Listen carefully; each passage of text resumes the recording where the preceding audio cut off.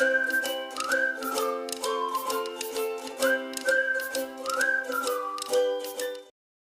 And welcome back students. हम लोग पढ़ रहे थे सीजी बोर्ड क्लास 10 साइंस का चैप्टर 16 डेरिवेटिव्स ऑफ हाइड्रोकार्बन। ये इस लेसन का 4th वीडियो है। फर्स्ट वीडियो में हम लोग पढ़े थे कि ऑर्गेनिक कंपाउंड्स क्या हैं एंड फंक्शनल ग्रुप्स क्या हैं। उसके बाद के वीडियोस में हम लोग इन फंक्शनल ग्रुप्स को डिटेल में पढ़े, जैसे पार्ट 2 में एल्कोहल्स को और पार्ट 3 में एल्केनोइक एसिड्स को। अब आज के इस वीडियो में हम लोग पढ़ेंगे पॉलीमर्स के बारे में।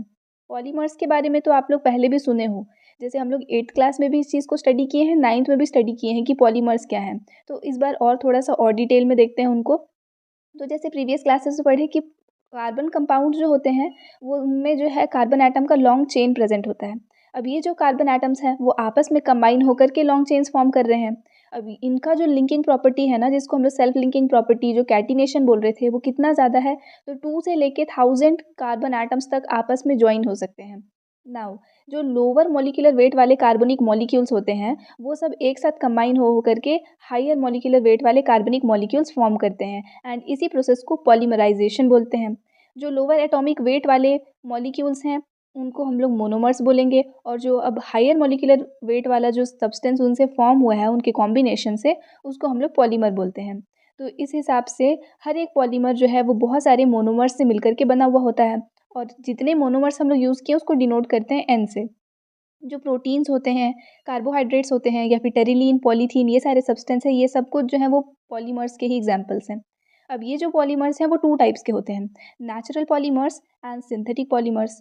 अब नेचुरल पॉलीमर्स में से हम लोग क्या पढ़ेंगे, जैसे बहुत सारे ऐसे सब्सटेंस होते हैं जो हम लोग को एनिमल से डिराइव होता है, लाइक वूल हो गया, सिल्क हो गया, ये सब हम लोग को एनिमल से मिल रहा है।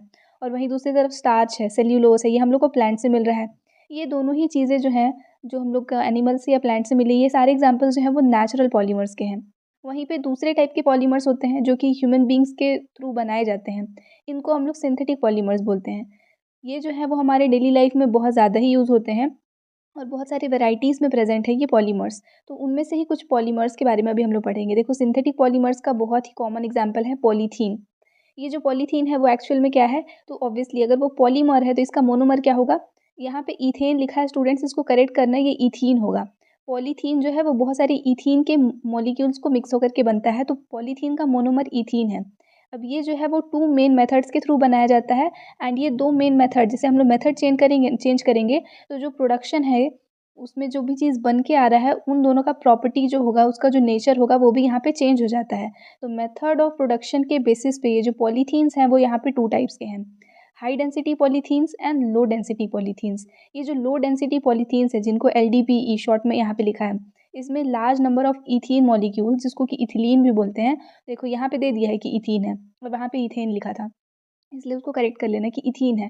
तो ये जो इथीन के मॉलिक्यूल्स हैं इनको 330 से लेके 470 केल्विन टेम्परेचर तक और 6 to 7 एटमॉस्फेयर प्रेशर के अंडर इनको रिएक्शन कराया जाता है आपस में, मतलब, और कैटलिस्ट के प्रेजेंस में ये रिएक्शन होता है, जिसकी वजह से हाई मेल्टिंग पॉइंट वाला और लो डेंसिटी वाला पॉलीथीन ऑब्टेन होता है। इसी को हम लोग लो डेंसिटी पॉलीथीन बोल रहे हैं। ये जो लो डेंसिटी पॉलीथीन है ये सेमी ट्रांसपेरेंट नेचर का होता है, मतलब कि कंप्लीटली ट्रांसपेरेंट नहीं है कि आप उसके आर पार देख पाओ, लेकिन सेमी ट्रांसपेरेंट वो है, और हार्ड होता है, इसलिए इसका हम लोग यूज़ करते हैं पाइप्स बनाने में, बकेट्स बनाने में। तो अब आप इमेजिन कर पाओगे कि हाँ, लो डेंसिटी पॉलीथीन क्या चीज़ है। ठीक है, आपके घर में, सबके घर में प्लास्टिक वाले ये जो बकेट्स होते हैं वो तो रहते ही हैं, तो ये चीज़ आपको पता चलेगा। ये सब्सटेंस जो है ना, लो डेंसिटी पॉलीथीन जो है, वो इनर्ट होता है टुवर्ड्स केमिकल्स, बहुत सारे केमिकल्स के साथ में ये रिएक्ट नहीं करता है।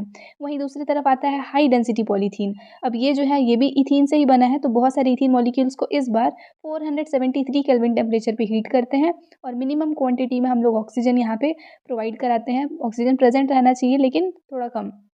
और यहाँ पे एटमॉस्फेरिक आपको प्रेशर दिख रहा है, 1500 से लेके 2000 एटमॉस्फेरिक प्रेशर यहाँ पे अप्लाई किया जाता है, और तब इससे जो पॉलीथीन बनता है वो ट्रांसपेरेंट होता है और हाई डेंसिटी वाला होता है। इसी को ही हम लोग हाई डेंसिटी पॉलीथीन बोल रहे हैं। यहाँ पे दोनों का ही रिएक्शन भी आपको दिया है, देखो दोनों केस में यहाँ पे भी इथीन ही था, लेकिन टेम्परेचर और प्रेशर अलग दिख रहा है आपको, तो इससे लो डेंसिटी पॉलीथीन बना है। दिख रहा है, ये बॉन्ड यहाँ से आपको ब्रेक करना है, वही यहाँ दोनों साइड से एक्सटेंड हो जाएगा, और हम लोग ये n नंबर ऑफ यहाँ पे इथीन यूज़ किए हैं, इसलिए यहाँ हम लोग n ऐड कर देते हैं।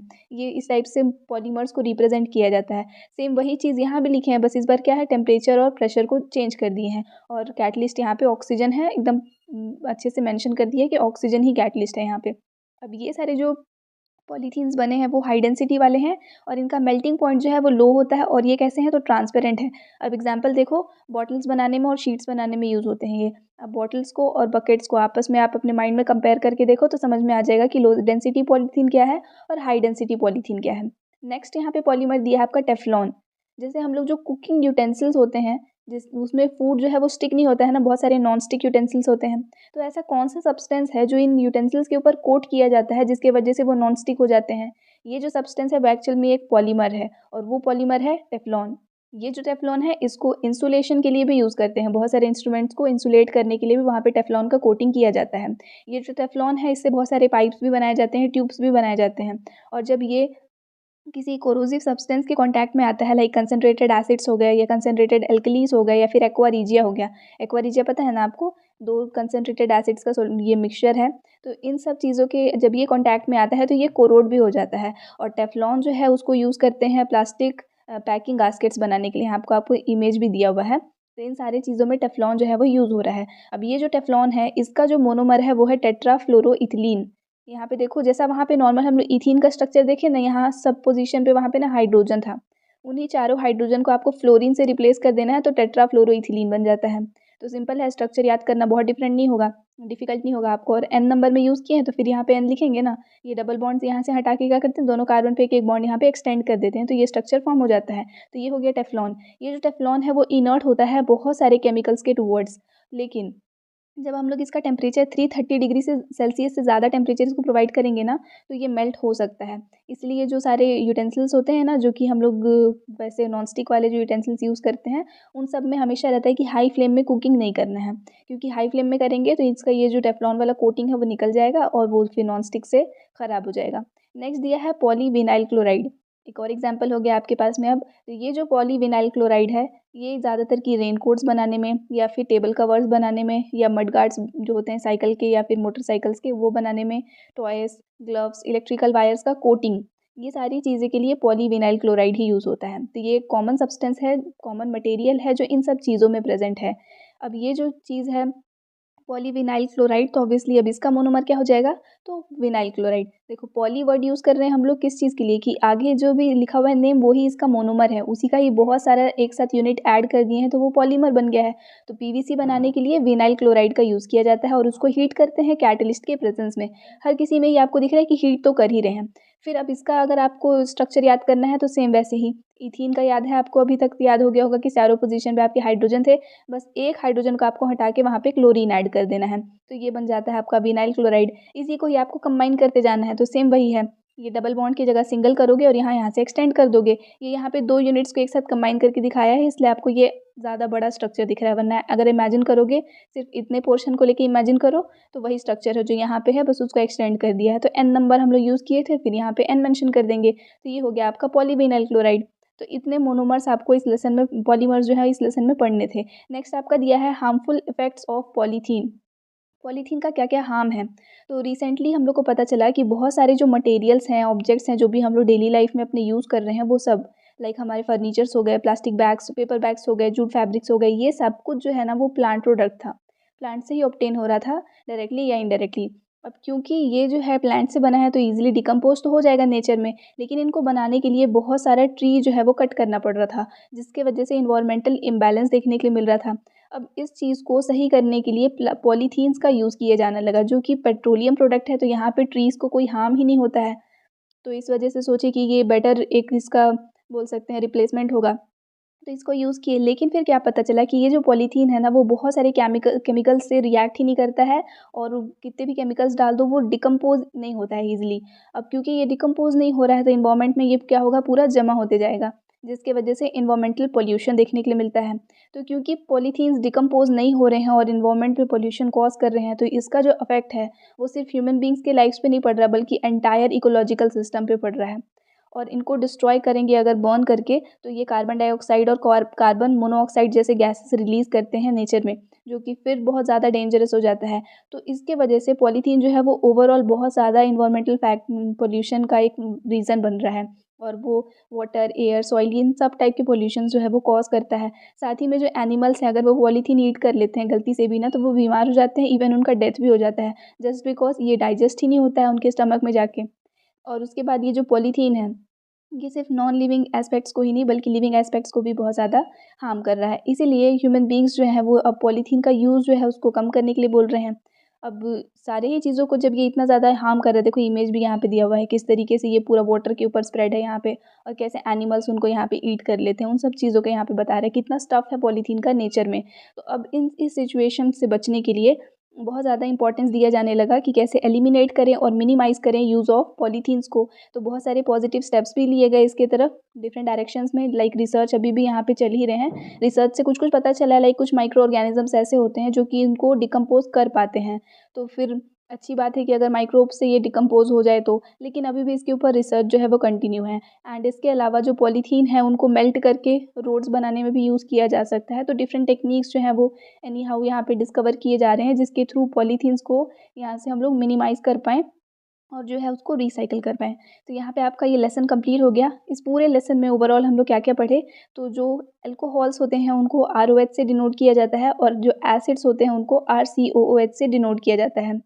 कोई भी एटम या ग्रुप ऑफ एटम जो एक साथ जो जॉइन होता है एल्किल ग्रुप के साथ और फिर वो उसके कैरेक्टरिस्टिक प्रॉपर्टीज़ को डिफाइन करता है, उसको हम लोग बोलते हैं फंक्शनल ग्रुप। इसके एग्जांपल देखे थे ना, यही अल्कोहल्स ले सकते हो, एसिड्स को ले सकते हो, एल्डिहाइड्स को ले सकते हो, ये सब कुछ है। जो एल्किल ग्रुप होता है उसको हम लोग आर से डिनोट करते हैं। जो फंक्शनल ग्रुप होता है अल्कोहल्स में जिसको कि OH बोलते हैं, और एल्कनोइक एसिड्स में COOH होता है। फर्मेंटेशन ऑफ मोलासिस से अल्कोहल्स फॉर्म किया जाता है इंडस्ट्रीज़ में। जो प्योर अल्कोहल होता है जिसमें वाटर का एक ट्रेस भी प्रेजेंट ना हो उसको एब्सोल्यूट अल्कोहल बोलते हैं, और जिसमें 5% वाटर प्रेजेंट हो उसको रेक्टिफाइड स्पिरिट बोलते हैं। नेक्स्ट है इथेनॉल के मिसयूज़ को प्रिवेंट करने के लिए उसको ड्रिंकिंग के लिए अनफिट बना देते हैं, एंड इस पर्पज़ के लिए उसमें 10 से 15% मिथेनॉल को ऐड किया जाता है जो कि एक पॉइजनस सब्सटेंस है, और इसी मिक्सचर को हम लोग मिथाइलेटेड स्पिरिट भी बोलते हैं। इसके बाद फर्मेंटेशन होता है जब इथेनॉल का, तो उससे इथेनोइक एसिड प्रिपेयर किया जाता है। 3 to 4% सॉल्यूशन जो होता है इथेनोइक एसिड का उसको विनेगर बोलते हैं, एसिटिक एसिड भी बोलते हैं, और जो प्योर इथेनोइक एसिड होता है उसको ग्लेशियल एसिटिक एसिड बोलते हैं।